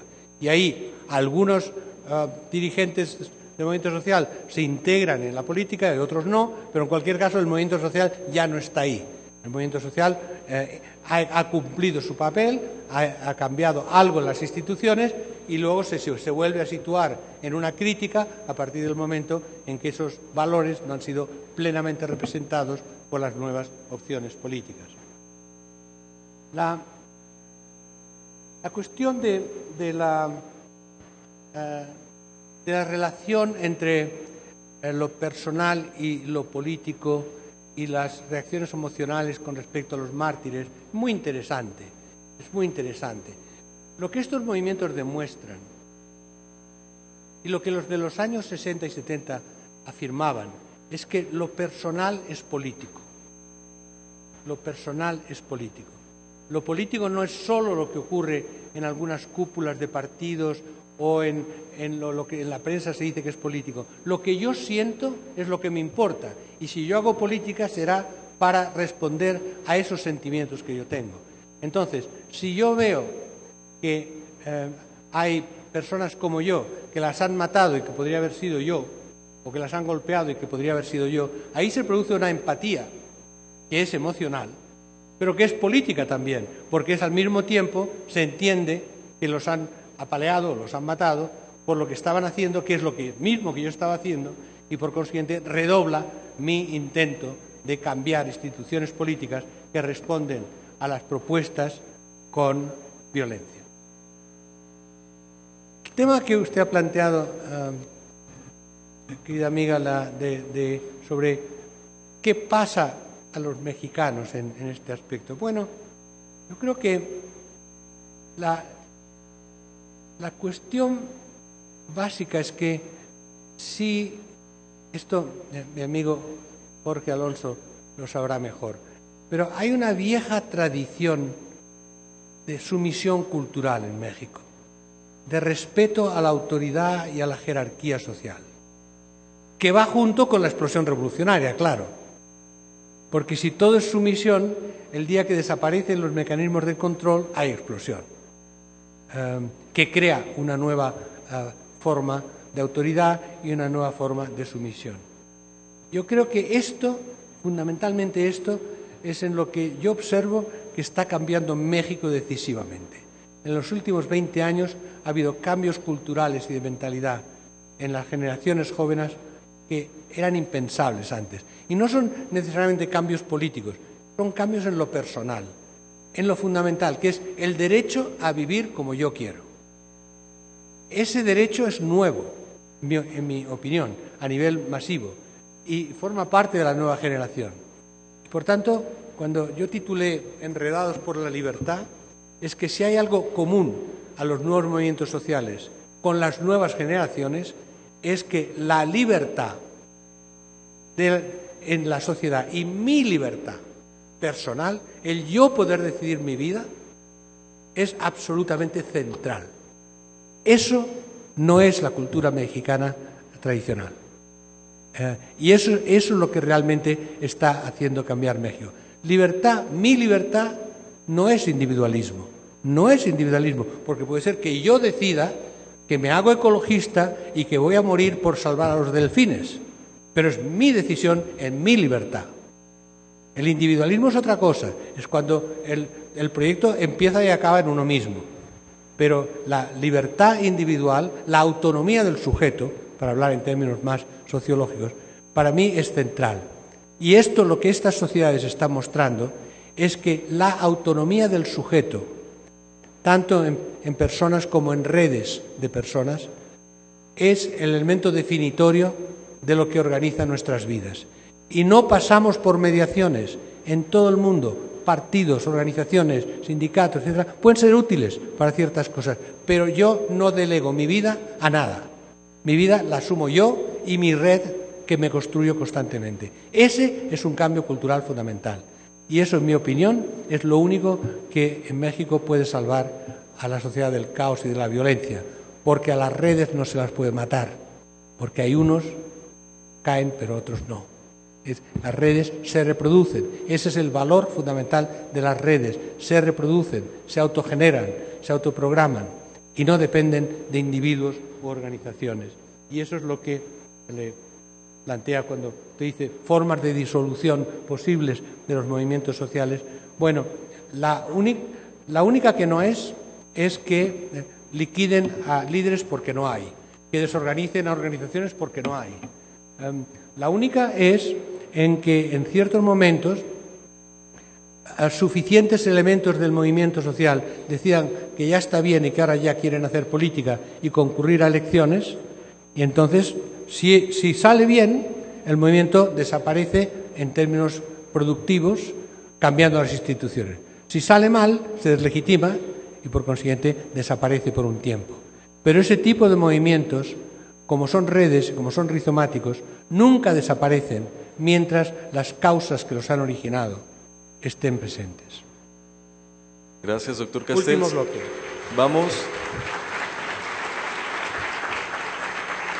Vamos a un último bloque. Perdón, me dicen que ustedes están cansados, así como me dan pena, vamos a hacer un último bloque y ya. Vamos con las 3 últimas preguntas. Personas que ya tengan el micrófono, nos quedamos con el compañero de azul. ¿Puedes levantar la mano, compañero? Sí. Ahí está, doctor Castells. Perfecto, compañero. Hola, ¿qué tal? Buenas tardes. Bueno, mi nombre es Arturo, yo soy de la Universidad de Guadalajara.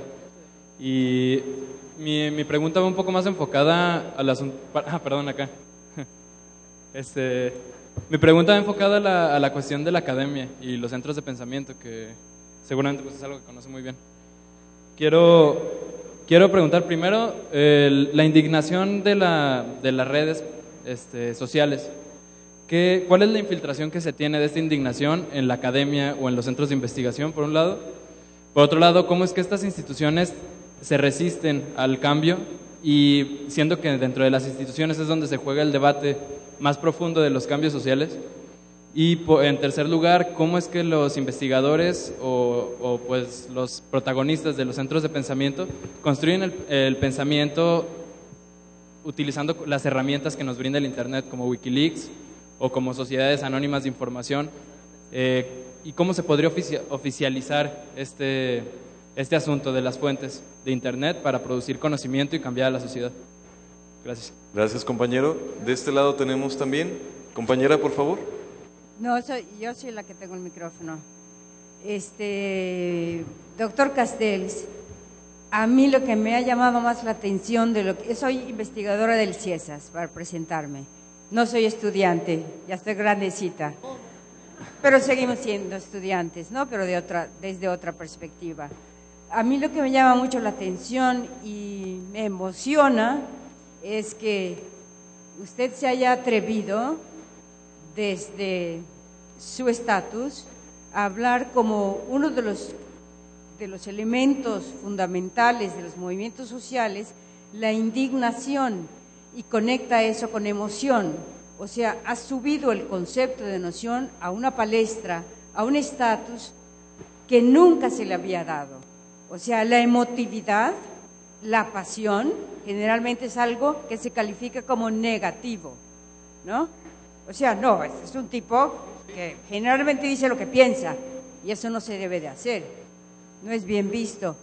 Entonces, aunque, por otro lado, a veces me parece que cuando dice que los movimientos y los jóvenes son una utopía, pero muchos cambios se originan en la utopía, puede parecer que es usted un poco romántico, como dice, ¿no? Pero me encanta esta cuestión de la indignación y cómo se vincula con emoción, y que esa pasión es la que inicia, como siempre ha sido en el caso de la religión, que también es muy criticada porque la emoción juega un papel fundamental en la religión. Gracias. Gracias, compañera. Vamos aquí con el compañero que trae el micrófono. Sí, buenas.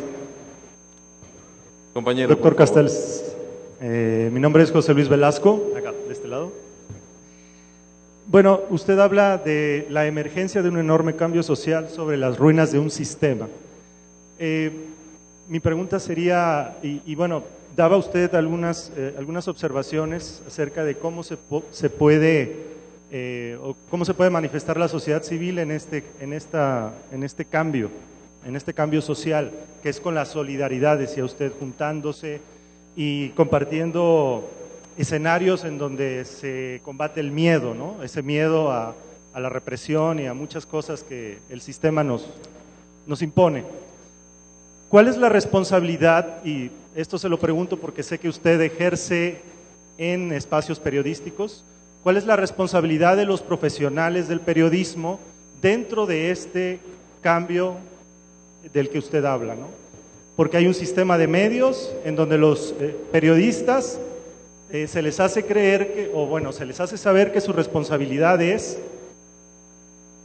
dentro de una lógica comercial, o está dentro de una lógica comercial, pero yo sé que usted ha escrito varios artículos sobre un deber ser del periodista en la sociedad. Entonces, ¿cuál es el papel que juegan los periodistas en este cambio social y ante esta emergencia de indignación de la gente? Esa sería mi pregunta. Gracias, compañero. Son y finalmente, tres temas muy importantes, creo que voy a responderlos ahora, ¿no? Tenemos una última que se coló de pilón. Iban de 3 en 3, ahora van de 4 en 4. Bueno, vale, pues una última. La última. Compañera. Bueno, antes que nada, doctor Castells, un gusto tenerlo aquí el día de hoy en nuestra alma mater. Yo soy estudiante de Relaciones Internacionales en 10º cuatrimestre y yo tengo dos preguntas. La primera es ¿cómo cree que influyen estos movimientos sociales el sentido de pertenencia o el egoísmo personal en los intereses en dichos movimientos? Y la segunda, ¿siente usted un estudioso de las ciudades? Un momento, ¿puede repetir la primera, María? La primera es ¿cómo influye el sentido de pertenencia o el egoísmo o intereses personales en estos movimientos sociales? Y la segunda es, siendo usted un estudioso de las ciudades, ¿cuál cree que sea el papel que éstas van a jugar en el futuro como actores internacionales? ¿Puede repetirla también, por favor? ¿Sí? ¿Cómo es que las ciudades se van a desarrollar como actores internacionales en un futuro cercano? Gracias. Gracias, compañera. Bueno, doctor Castells.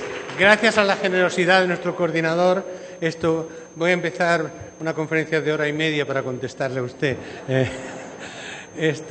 Bueno, lo más sucintamente posible. El tema de cómo reivindicar el papel de la investigación y cómo hacer que esto se desarrolle en instituciones corporativas. Yo creo que la investigación, por un lado, es y tiene que ser una pasión. Si no se está apasionado, mejor no investigar, porque es muy frustrante, muy frustrante. Y yo diría incluso que cuando acabas una investigación, si no estás frustrado de lo mal que has hecho, has dejado de ser investigador. Con lo cual es una tensión continua a lo largo de la vida. Yo cada vez que mis estudiantes van a acabar la tesis y quieren ser doctores para hacer investigación, les digo, ¿estáis seguros? Lo vais a pasar muy mal y muy bien. Y por lo mismo, por investigar. Entonces hay que tener una cierta fe en ese sentido, en la investigación. Y como es lo único que realmente motiva el contenido de la investigación, hay que ser intransigentes. No hay que respetar ninguna teoría establecida ni ningún investigador establecido, porque ahí se acaba la investigación. La investigación solo funciona por constantes transgresiones de lo que ya es oficial. Las últimas noticias cuando ahora estuve en el premio Balzán, le dieron el premio Balzán a un científico físico muy importante y que está planteando seriamente los argumentos de cómo la teoría de la relatividad está superada. No solo en el mundo cuántico, sino en general. Bueno, entonces pobre Einstein. Pero bueno, no sirvió de muchísimo. Entonces, la primera cosa para un investigador es que, por mucho que las instituciones sean corporativas, coarten, o los directores de investigación lo sean, no hay que rendirse nunca. Y se puede sobrevivir. En cambio, donde no se puede sobrevivir como investigador es el día en que aceptas una orden porque hay que aceptarla.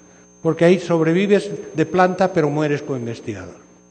Yo ahí soy como bastante absoluto y bastante radical.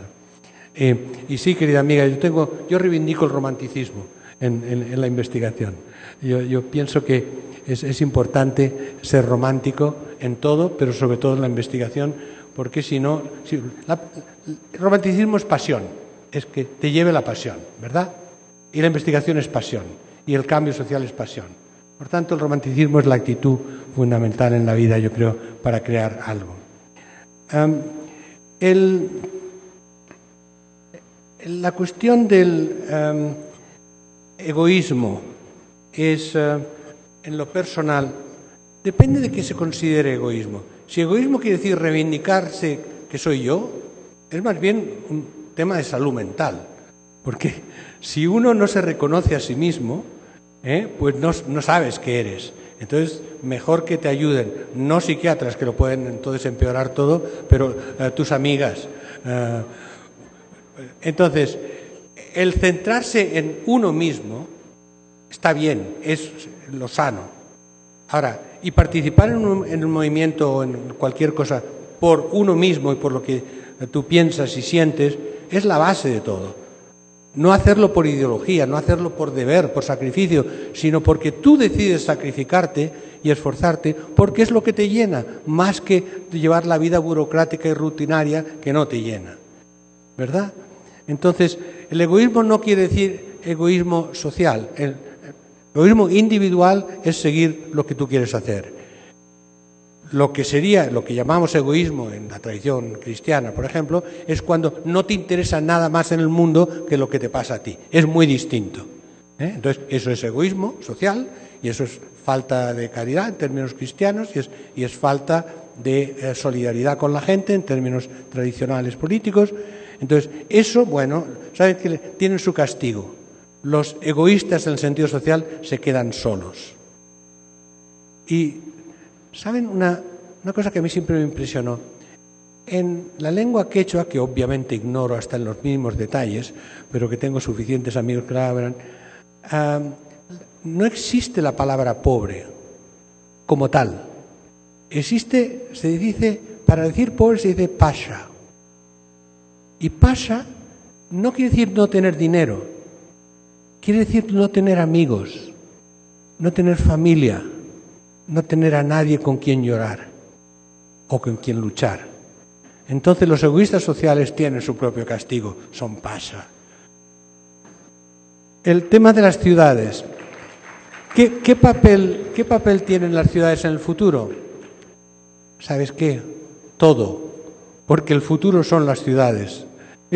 Hay pocas cosas que sabemos del futuro, pero simplemente con extrapolaciones demográficas sabemos que hoy día hay 58% de población urbana, que en el 2020 hay más o menos el 65%, que en el 2050 hay el 80% y que el resto es influencia de las ciudades sobre las zonas rurales.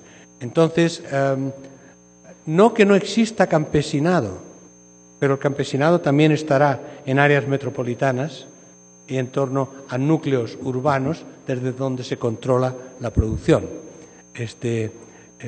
California es muy agrícola, por ejemplo, pero el 95% de la población vive en ciudades a lo largo de la costa y que controlan todo lo demás. Entonces, el tema de las ciudades es uno de los temas, como saben, que me ha apasionado siempre, y el futuro de las ciudades está hecho de tremendas contradicciones ecológicas y sociales. Las ciudades que estamos construyendo son insostenibles ecológicamente, son violentas socialmente, son no democráticas desde el punto de vista de la gobernanza y recogen la herencia de la humanidad en su peor versión.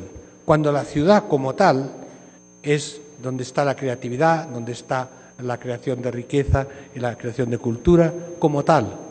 Pero las ciudades del futuro son las del ya presente, que son enormes conurbaciones, con enormes problemas sociales y sin sistemas de gobierno que los gestionen. Entonces, el futuro real de la sociedad, de las ciudades, dependerá de lo que la sociedad y su generación hagan con ellas. Pero tendrán que hacer algo, porque las tendencias espontáneas van al caos y al salvajismo ecológico y social. Periodismo. Fundamental. Porque entre las personas la comunicación es clave para todo. Y la comunicación y la información. Y hay dos canales, la red y los medios de comunicación, que hoy por hoy todavía se supone que tienen una cierta credibilidad profesional que no siempre tienen las cosas que ocurren por la red. Por tanto, los periodistas son el punto de conexión entre la persona y la sociedad. Y como ese punto de conexión es clave para los poderes establecidos, hay toda la presión sobre el periodista. Entonces, al periodista le dicen: tú eres periodista profesional, tienes que ser objetivo y la gente te tiene que creer, y hay una profesionalidad que hace que seas creíble. Es básico, porque si los medios no son creíbles, nadie los ve o nadie los compra, ¿cierto? Y todo está basado en la publicidad y por tanto en la audiencia. Bien, por tanto, los medios tienen que defender la profesionalidad del periodista para luego poder machacarlo, para poder destruirlo éticamente, diciendo: bueno, como tú eres creíble, no yo les digo, tú les vas a decir esto, esto, esto y esto. Entonces tienes la elección entre dos cosas: ser periodista éticamente en ti mismo, desanimado para siempre, o héroe periodista sin empleo. Por eso yo tengo una enorme simpatía y solidaridad con los periodistas, porque yo sé que es una lucha diaria, de cada día, de querer ser profesionales, y que los que te dicen que tienes que serlo no te dejan. Entonces, yo creo que hay salidas, que está empezando a haber salidas. Mira, si te interesa, con una gran amiga holandesa, que es directora de la televisión holandesa, y luego con Michael Parks, que es un premio Pulitzer, acabamos de escribir y publicar un artículo que se llama Network Journalism, de momento en inglés, el periodismo en red, en que muestra que el periodista profesional, afortunadamente, es ahora solo un nodo de una red más amplia, por Internet, de expertos, etcétera, y que, de nuevo, no lo pueden machacar porque está en la red, y entonces, aunque él se calle, la red no se calla. Por tanto, la red defiende al periodista y el periodista contribuye a la red. Está publicado en el International Journal of Communication, si te interesa. Pero realmente sois héroes cotidianos, o ex-héroes cotidianos, cuando ya algunos se tuvieron que rendir, y yo los entiendo, hay familia, hay todo eso, entonces lo entiendo. Y claro que dejé para el final el tema de las emociones. Para mí es fundamental, analíticamente. Primero, en mi observación de los movimientos sociales históricos, todos los movimientos sociales son emocionales primero, No hay ninguno que salga con una bandera. Incluso la bandera para abolir la esclavitud viene del rechazo a la esclavitud como algo emocional y luego se arreglan en todos sentidos. Bien, los movimientos que he observado son absolutamente emocionales y luego puede venir todo lo demás. Por tanto, observación empírica es que los movimientos son emocionales. Pero esto lo extrapolo a mucho más y ahí yo ya no soy competente. Yo trabajo mucho con mi amigo y colega Antonio Damasio, el gran neurocientífico mundial en estos momentos. Y él ha demostrado experimentalmente, que lo que construye el comportamiento humano son las emociones. Su libro fundamental se llama El error de Descartes, porque su máxima es no pienso, luego existo, sino siento, luego existo. Son las emociones las que construyen el comportamiento y las tomas de decisión es para realizar los sentimientos que están anclados en nuestras emociones. Esto no es mi idea personal. Me ha convencido a mí y ha convencido a una gran parte de la comunidad neurocientífica. Y por tanto yo ahora siempre parto en los estudios de todo de cuáles son las dimensiones emocionales, porque es lo que la neurociencia moderna, la que se llama ahora Social Neuroscience, que es una nueva rama muy importante, nos está diciendo: busquen en las emociones, no busquen en la racionalidad, porque la racionalidad es una segunda derivada. Emociones condicionan sentimientos, sentimientos condicionan decisiones racionales. Entonces hay que darle la vuelta al edificio. Y como cientistas sociales, ahí nos acercamos mucho más a lo que los antropólogos hicieron históricamente, a lo que los sociólogos también, los psicólogos hicieron históricamente. Mientras que los sociólogos siempre andábamos buscando racionalidad. ¿Se acuerda de la noción de falsa conciencia? ¿Qué es la falsa conciencia? Es que la gente tenía una conciencia que no debían tener, que según nuestra teoría estaban equivocados, y esa es una falsa conciencia. Si usted no se siente miembro de la clase obrera, tiene falsa conciencia, aunque sea obrero. Y si se siente obrero, persona, mujer, y lo que quiere es que la respeten, no, eso es falsa conciencia, porque tiene primero que ser clase obrera. Bueno, eso es el paso a una nueva etapa de la ciencia social en que partimos de las personas, no de las estructuras. Partimos de las vivencias, no de las instituciones. Y eso para mí es una revolución científica en la que estamos ahora empezando. Gracias.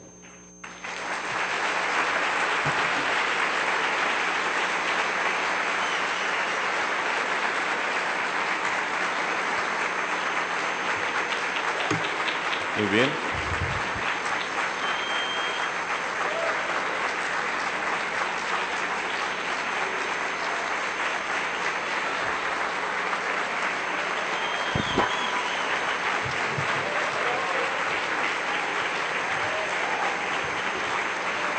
Os llevo en el corazón, estoy emocionado.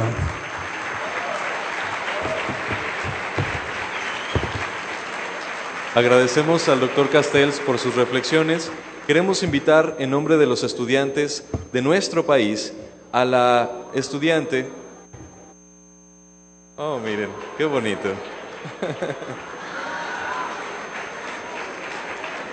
La espontaneidad es hermosa. Bueno, en nombre de los jóvenes universitarios, estudiantes de nuestro país, invitamos a la estudiante de la licenciatura en Ciencias y Técnicas de la Comunicación de la UNIVA, Carla Rivera Hernández, para que comparta un mensaje sobre la visita de Castells. Doctor, lo invitamos a tomar asiento, por favor.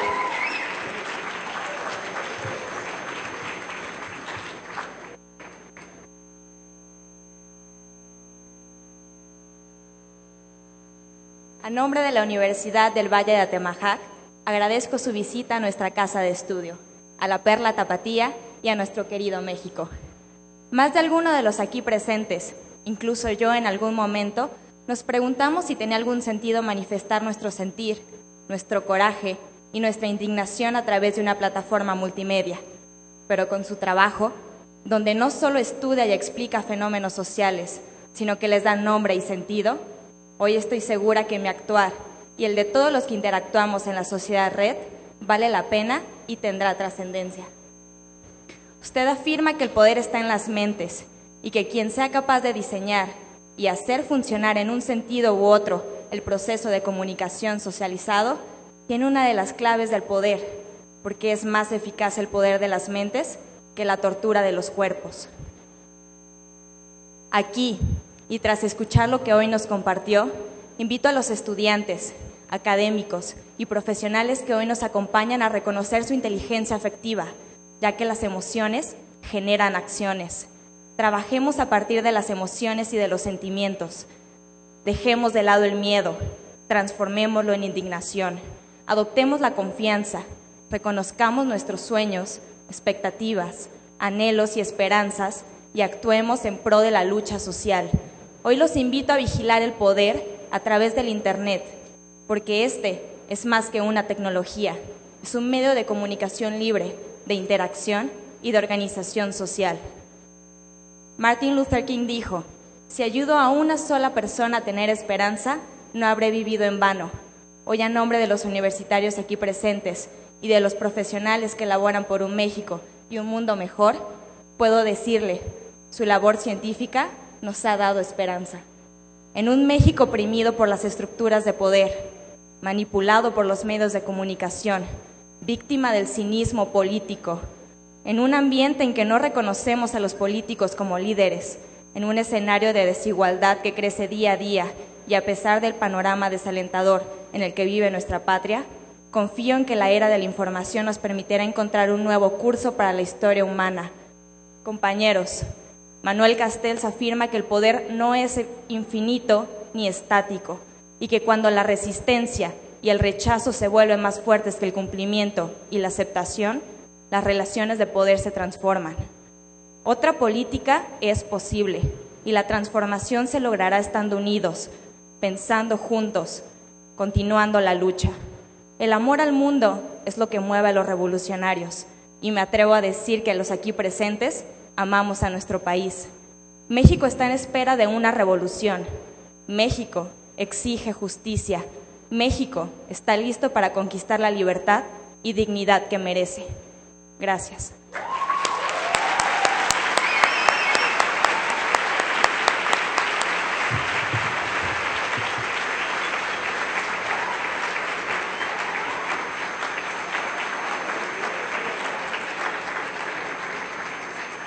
Agradecemos a Carla por su significativo y emotivo mensaje.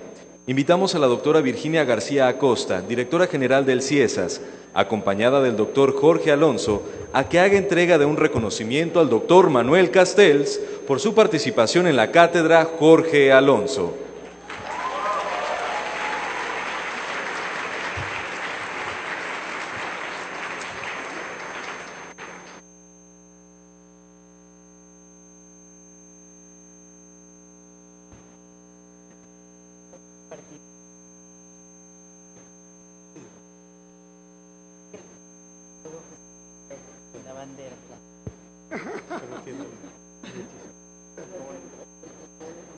Agradecido y emocionado.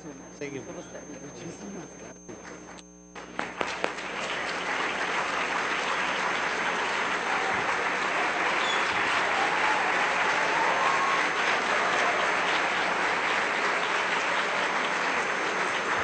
Emoción y resistencia.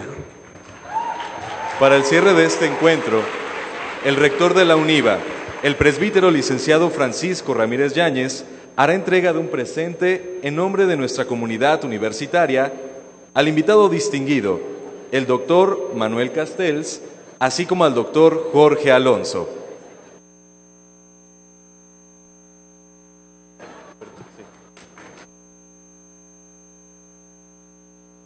Este reconocimiento que entrega nuestra comunidad universitaria, la UNIVA, es una pequeña escultura de diseño único del escultor y artista jalisciense Rodo Padilla, inspirado en el emblema de la cátedra Jorge Alonso, y que a su vez tiene sus orígenes en una de las ilustraciones del artista y activista social Rini Templeton, quien con sus dibujos representó luchas y movimientos sociales de los Estados Unidos y en los últimos años del siglo XX, los registrados en Centroamérica y México.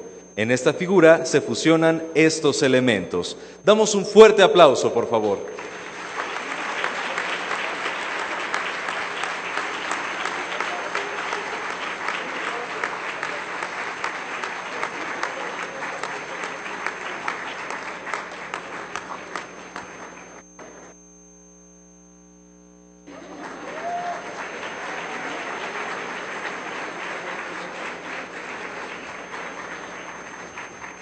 la Universidad del Valle de Atemajac, en conjunto con la Cátedra Jorge Alonso del CIESAS Occidente y de la Universidad de Guadalajara, agradecen la presencia del doctor Manuel Castells. Invitamos con un fuerte aplauso a nuestros invitados especiales, acompañados del rector de la Universidad del Valle de Atemajac. Un fuerte aplauso para despedirlos, por favor.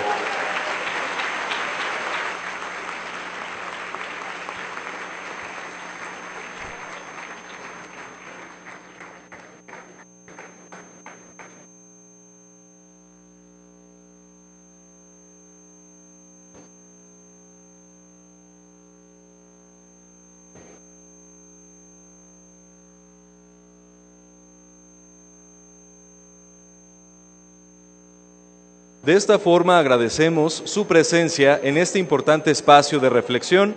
Agradecemos sus preguntas, sus inquietudes, su presencia y el compartir con nosotros su tiempo. Les comentamos que el hashtag CastellsUniva se hizo trending topic nacional en Twitter. Muchas gracias a todos y cada uno de ustedes. Hashtag CastellsUniva. Ahí encontrarán minuto a minuto lo que ha sucedido en esta conferencia. Trending Topic Nacional. Muchísimas gracias, que tengan un excelente día.